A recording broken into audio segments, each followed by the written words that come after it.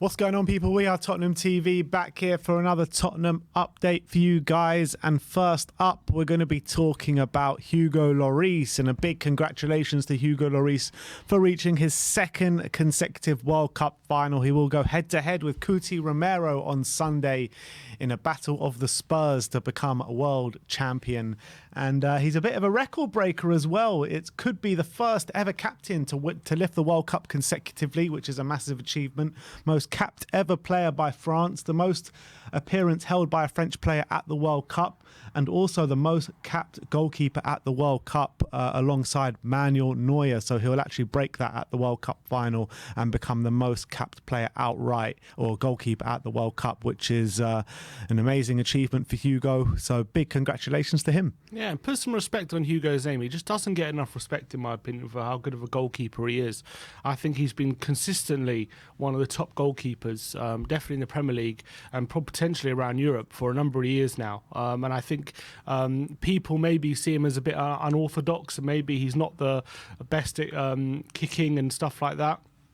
But I think when it comes to pure goalkeeping, he is world class. Absolutely world class. I think his positioning, his reflexes, all that kind of stuff. And you don't captain France to 2 World Cup finals and a Euros final as well, and be France's number one since I think 2008. He's been France's number one.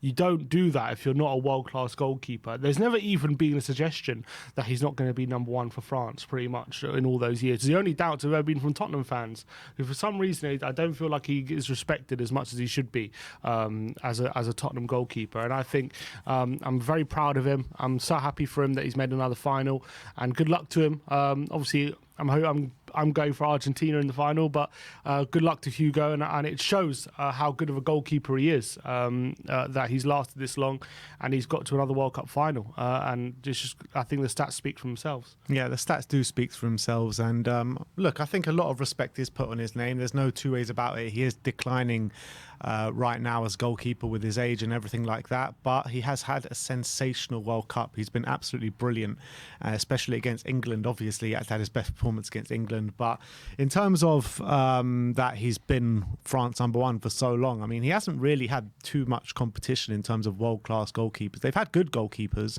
but never like world-class goalkeepers. So I think Hugo has been the best goalkeeper by far France have had for a while now. I think France have had good keepers in not world-class keepers in though. in what for 15 years. The last 15 years, yeah. Who have they had? France have had. I can't look off the top of my head. I don't know. They've had Mandanda.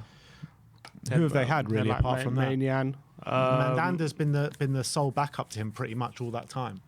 Yeah, but I'm still saying to be France on one for that long. And also they're getting to tournaments as well. But I'm saying he's shown to be world class, not just because there's lack of competition, but because of how good he is. That's why he's number one. And there's no for me that speaks for itself. I can't remember off the top of my head who he's kept out of the France squad, but France, I'm pretty sure, have had some decent keepers for the last 15 years, and the fact that he's been easily number one for that amount of time, for me, shows how good he is. Yeah, look, he's been world class, and he has been world class throughout his career, ever since even his time at Lyon and at Tottenham Hotspur from the beginning right till now. But look, he hasn't had the biggest amount of competition in the goal for France, but that doesn't take away from what he has shown in the France net, in the Tottenham net and the Lyon net, and he's been a world-class goalkeeper, and definitely respect should be put on his name, no two ways about it. So big up to Hugo Lloris, a record breaker, and he could be the first ever captain to lift the World Cup consecutively, which is absolutely mad.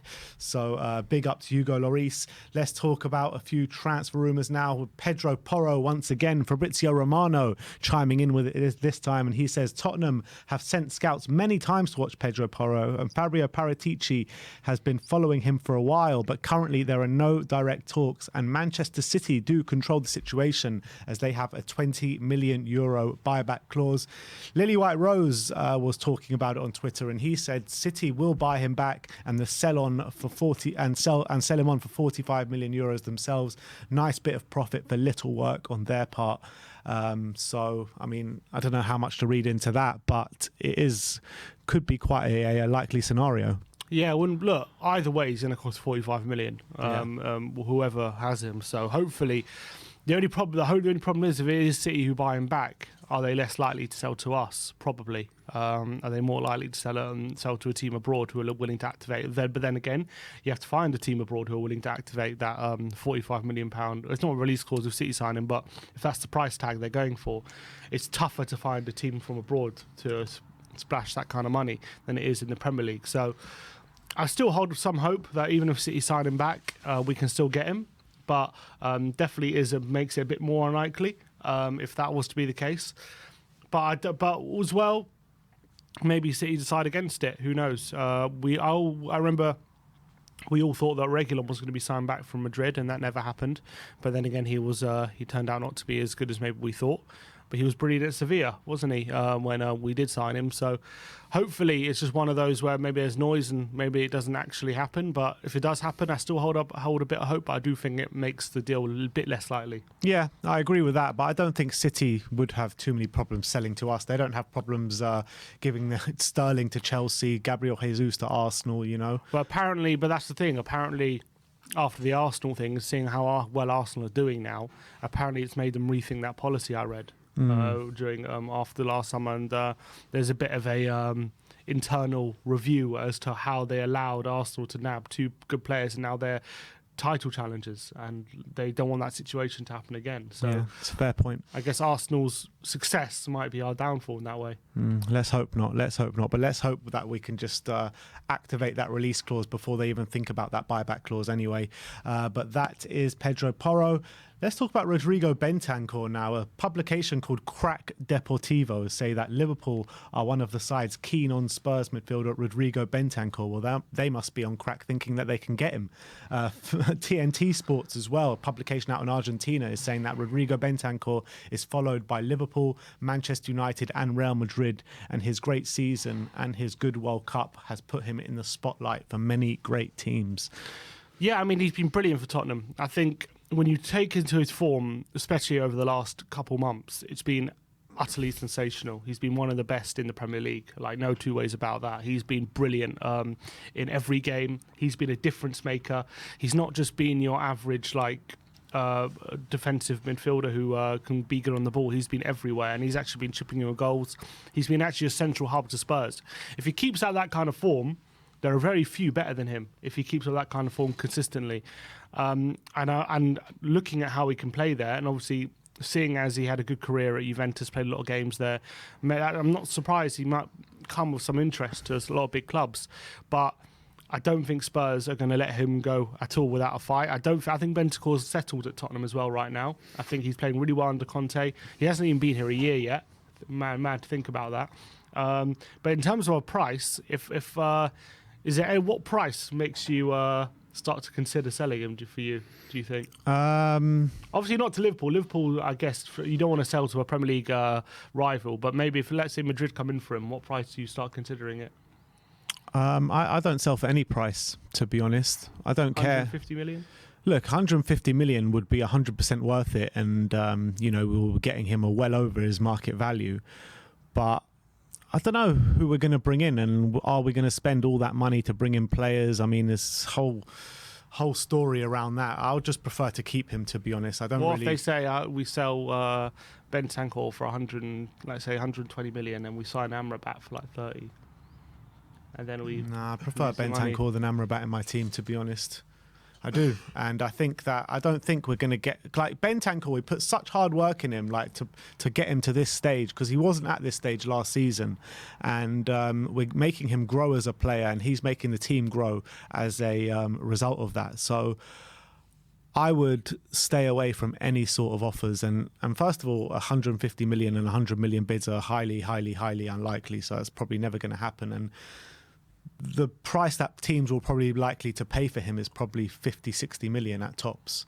So even at that price, I'm saying no. No, definitely not at that price. I think at this point, the way he's playing, you're looking at, especially he's 24, you're looking at least 70 million as his market value right now, the way he's playing. And consider if you're Liverpool coming in for him, that's the Premier League rival tax put on top of that, plus the fact that you don't want to sell him anyway.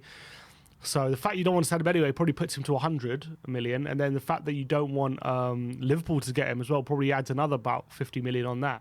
So if Liverpool really want him, they'll probably have to spend about 150 million if that's what They're in they dream really want. world. They're in dream world if they think they can just come and take him off us. I mean, we're not that club anymore. We're not that club that sells the Berbatovs, the Kyle Walkers, and all that kind of stuff. You know, we haven't sold to a direct rival in such a long time. So they're in dream world, to be honest. Yeah, it's a non-starter. I don't think. I think it's probably just putting it out there. I don't think there's any truth to it. It can't be. We're not going to sell Bentancur. And also, like with Real Madrid hat being thrown into the ring, they've got Camavinga and Chouameni. I mean, they're not going to be interested in Bentancur. And Valverde. What are they interested in Bentancur for? I don't know. Yeah. And even if they are interested, they're not breaking the bank for him, are they? No, considering the 3 they already have. Yeah. So I don't think. Yeah, it's a non-starter. Yeah. But let's move on and let's talk about the Tottenham Hotspur Stadium. Apparently, Tottenham want to host the Champions League final after 2026. Daniel Levy sees hosting the showpiece event as an ultimate endorsement to the Tottenham Hotspur Stadium, and probably would be, wouldn't it? Of course, and I don't see why not. I think it would be a fitting venue for a Champions League final. I think the Tottenham Stadium. We've seen it before. I think it's a marvelous stadium, one of the best in Europe. Saw it at Old Trafford not long ago. Yeah, I think it's a good showcase stadium. I see no reason why they wouldn't hold the final there. You get the obvious whenever it was.